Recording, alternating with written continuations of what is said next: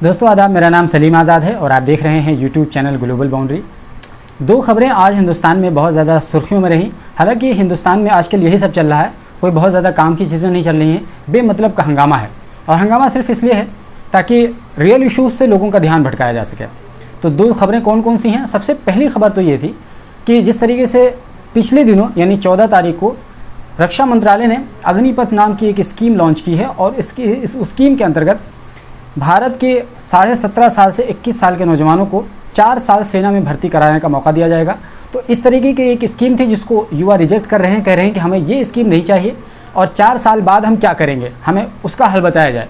तो दरअसल पूरे देश भर में इस स्कीम को लेकर विरोध हो रहा है और ये विरोध हिंसक प्रदर्शन में बदल गया है और कहीं बोगियाँ जलाई जा रही हैं। खासतौर से सिकंदराबाद की जिस तरीके से घटना सामने आई है, वहाँ पुलिस पर ज़बरदस्त पथराव किया गया है, बोगियाँ जला दी गई हैं।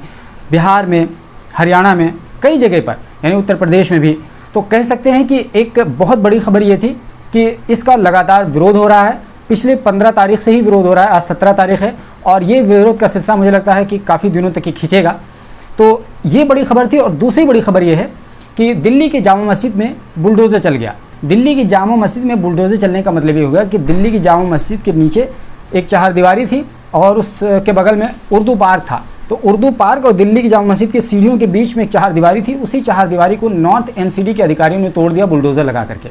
दरअसल नॉर्थ एमसीडी के अधिकारी सुप्रीम कोर्ट का एक आदेश लेकर के आए थे और सुप्रीम कोर्ट का आदेश ये था कि वो जो पार्क है उस पार्क में एक बैटरी रिक्शा का पूरा एक कंपाउंड बना दिया गया है और वहाँ पर रात में बैटरी रिक्शा चार्ज होता है और उसी को एक तरीके से वो इलीगल था, उसी को डिस्ट्रॉय करना था, उसी को डिमोलिश करना था। उसी डिमोलिश करने के चक्कर में चूंकि वो दीवार सटी हुई थी, उसी वजह से वो दीवार भी गिर गई।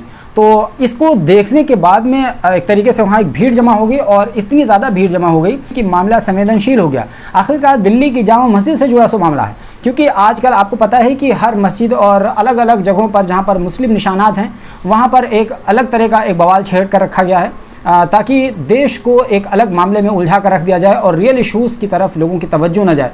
बहरहाल तो इस विषय पर जब बहुत ज़्यादा हंगामा बढ़ा तो दिल्ली की जामा मस्जिद के जो इमाम हैं शाह अहमद बुखारी, तो उन्होंने इसमें हस्तक्षेप किया और दिल्ली एमसीडी के अधिकारियों से बातचीत की और बातचीत करने के बाद में उन्होंने मुतालबा किया कि नॉर्थ एमसीडी के जो अधिकारी हैं जिन्होंने इसको गिराया है वो उसकी ज़िम्मेदारी लें और उस दीवार को दोबारा से बना करके दें।